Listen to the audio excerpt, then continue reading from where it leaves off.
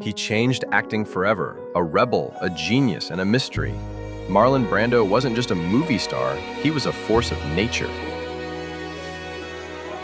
Marlon Brando Jr. was born on April 3, 1924 in Omaha, Nebraska. Long before he became a legend, Brando was just a kid with a troubled family and a passion for expression.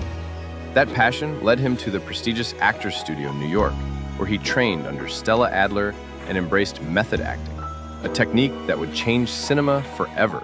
Brando made waves on Broadway, but it was his breakout role in A Streetcar Named Desire in 1951, reprising his stage role as Stanley Kowalski, that made him a household name. His raw intensity and naturalism were unlike anything moviegoers had seen. Brando quickly became the face of a new generation of actors. In The Wild One, 1953, he played a leather-clad biker and uttered the now iconic line, "What are you rebelling against?" What do you got? Hey, Johnny, what are you rebelling against? What do you got? A year later, he won his first Academy Award for On the Waterfront, 1954, playing dock worker Terry Malloy. The performance was gritty, emotional, and unforgettable. Brando's career had its ups and downs, but in 1972, he returned to the top with The Godfather. As Don Vito Corleone, he delivered one of the most iconic performances in film history, earning him his second Academy Award, which he famously refused, sending Native American activist Sachin Littlefeather to decline the honor in protest of Hollywood's treatment of indigenous people. Brando's influence didn't stop with The Godfather. He took on bold and sometimes bizarre roles, from Last Tango in Paris, 1973, to Superman, 1978, where he played Jor-El, Superman's Kryptonian father. In Apocalypse Now, 1979, Brando was both brilliant and unpredictable as Colonel Kurtz. And while his later career included flops like The Island of Dr. Moreau, 1996, his status as a legend was already sealed.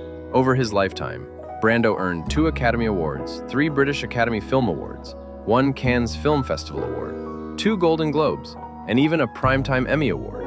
But Brando wasn't just an actor. He was an activist, passionate about civil rights, Native American issues, and social justice. His rebellion wasn't just for show, it was personal and political. He was enigmatic, private, and famously difficult to work with. But behind the controversies and contradictions was a man deeply committed to his craft and his beliefs. On July 1st, 2004, Marlon Brando died of respiratory failure due to pulmonary fibrosis and congestive heart failure at the Ronald Reagan UCLA Medical Center. He was 80 years old. His legacy? Not just as one of the greatest actors of all time, but as someone who broke every rule, and in doing so, created a new one. If you enjoyed this tribute, make sure to like, comment, and subscribe for more stories about the icons who shaped our culture.